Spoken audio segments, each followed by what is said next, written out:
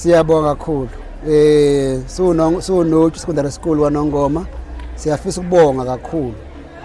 Kumfowethu ohlelile lo mcimbi weingane ekhuthaza inhlanzeko ikakhulukazi ezikoleni. Kuyinto ebalekile ngoba umntwana momkhulisa vese umkhulisa ngayo inhlanzeko. So siyakubonga kakhulu ngoba kuzoyikhuthaza izingane ekutheni zithande zona, zithande nomsebenzi wazo, zithande nesikole sazo, zithande nomphakathi eziphila phakathi kwawo.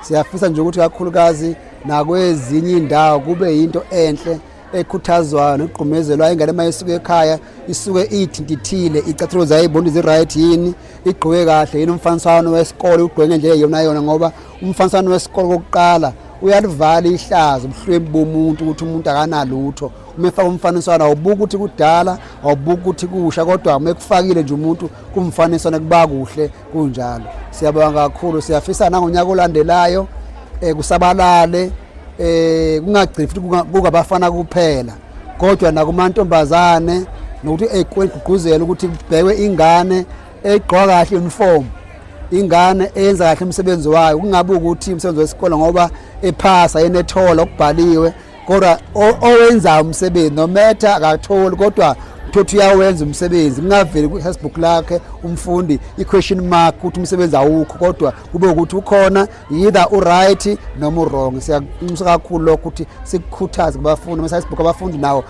ahlanzeke njengoba kuhlanzeke bona emzimbeni kuhlanzeke nezikole zabo. Siyabonga kakhulu. Singana unyolondelayo lefana leni ngenza igquzeleke sibe ningi nezikole zande ezingenako lento. Siyabonga kakhulu.